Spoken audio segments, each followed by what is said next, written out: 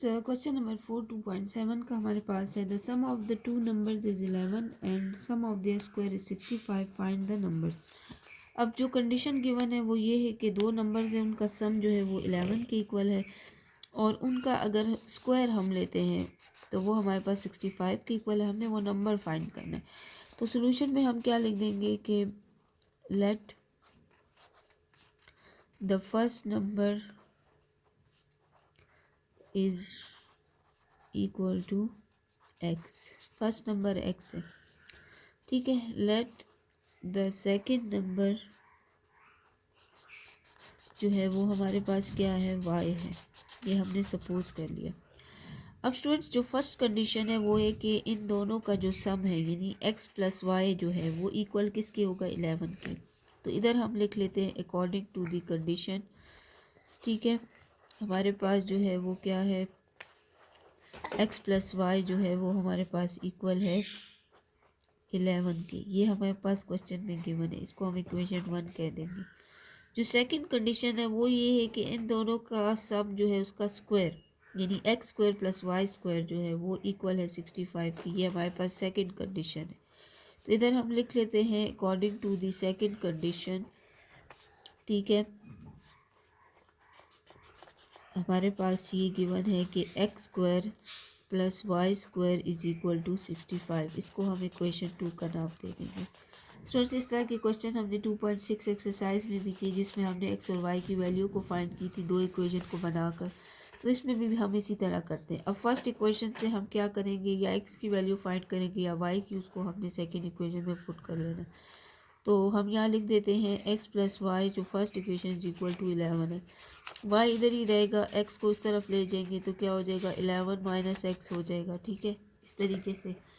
तो स्टूडेंट्स इसमें हम क्या करेंगे, ये हमारे पास आ जाएगा। अब ये हमारे पास इक्वेशन 3 हो जाएगी। अब इसको हम पुट कर देंगे सेकंड में। हम क्या लिखेंगे, put the value of y in equation 2। X square plus y square यानी 11 माइनस एक्स का स्क्वायर इज इक्वल टू 65, ठीक है। अब एक्स स्क्वायर है plus a minus b whole square का फार्मूला है। 11 का अगर हम स्क्वायर लें तो स्टूडेंट्स 11 का स्क्वायर हमारे पास क्या आएगा, मतलब 11 इंटू 11 हमारे पास आ जाता है 121, ठीक है। तो ये हमारे पास होगा ए स्क्वायर यानी 11 का square plus b square, b हमारे पास एक्स है तो एक्स का स्क्वायर माइनस 2ab यानी 2 11 और x। 2 11 सर क्या आ जाएगा, 22 आ जाएगा, 22x, ठीक है, इज इक्वल टू 65। अब हम क्या करेंगे, x square plus 121 plus x square minus 22x। इस स्टेप में प्लस 65 को इक्वल के साइड पे ले आएंगे तो माइनस 65 इज इक्वल टू 0 हो जाएगा।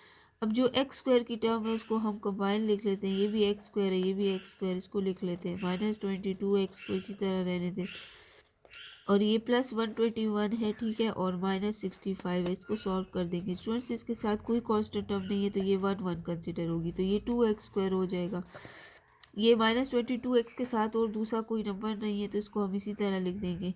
अब 121 से हम 65 को माइनस कर देंगे तो ये हमारे पास क्या आ जाएगा, प्लस 56 आ जाएगा। क्योंकि बड़ी वैल्यू के साथ प्लस का साइन है तो ये प्लस 56 आएगा। अब स्टूडेंट्स हम इसमें से देखते हैं क्या कॉमन ले सकते हैं। अगर हम 2 को कॉमन लें तो 2 भी के फैक्ट टेबल में मतलब नंबर 11 आता है, 2 11 से 22 आता है और 2 2 ज़ा 4, 2 8 ज़ा 16 मतलब 28 ज़ा 56 भी आता है। तो इसका मतलब है 2 को कॉमन ले लेते हैं, ये एक्स स्क्वायर हो जाएगा माइनस 11x हो जाएगा प्लस 2 2 ज़ा 4, 2 8 ज़ा 16 इज इक्वल टू 0। अब ये 2 इधर मल्टीप्लाई में इधर आकर डिवाइड हो जाएगा तो x square minus 11x plus 28 is equal to 0/28 हो जाएगा। तो ये वाली पूरी टर्म 0 हो जाएगी, ठीक है। अब स्टूडेंट्स यहाँ से हम क्या करेंगे, इसको हम फैक्टराइज कर लेते हैं। फैक्टराइजेशन में हम क्या करते हैं कि फर्स्ट और लास्ट टर्म को इसी तरह लिखते हैं जैसे कि एक्स स्क्वायर और प्लस 28।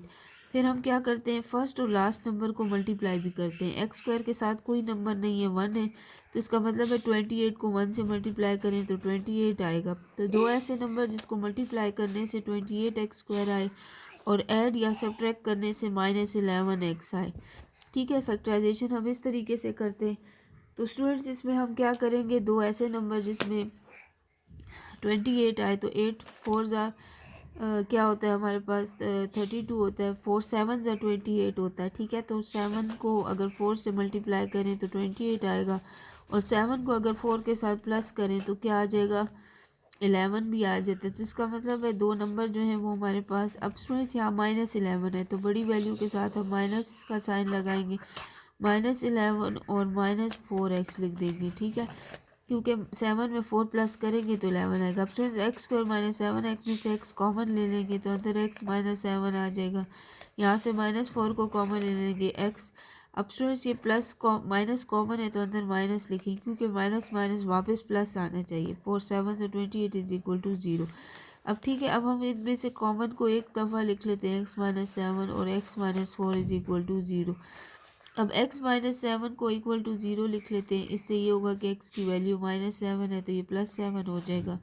इसी तरह x -4 इज इक्वल टू 0 है तो ये x इज इक्वल टू -4 है तो ये +4 हो जाएगा। अब ये x की 2 वैल्यू आ गई। ठीक है, अब हम पहले x की वैल्यू 7 पुट करेंगे इक्वेशन 3 में। ठीक है, इससे हमारे पास y की वैल्यू आ जाएगी। तो हम यहाँ पे लिख देते हैं, put the value of x is equal to 7 and x is equal to 4 in equation 3।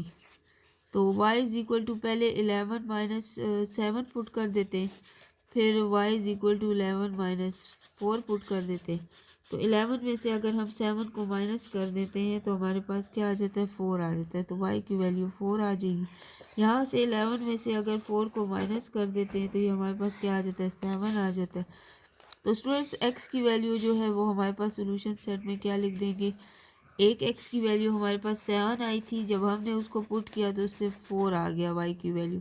फिर हमारे पास x की वैल्यू 4 थी, जब हमने उसको इक्वेशन 3 में पुट किया तो वो हमारे पास 7 आ गया। तो ये हमारे पास इसका रिक्वायर्ड रिजल्ट है। फ्रेंड्स, अब हमारे पास जो फर्स्ट नंबर हमसे रिक्वायर्ड है और सेकंड नंबर, तो फर्स्ट नंबर जो कि x की वैल्यू हमारे पास 7 है तो x हमारे पास 7 आ गया। ठीक है, और y जो है वो हमारे पास 4 है।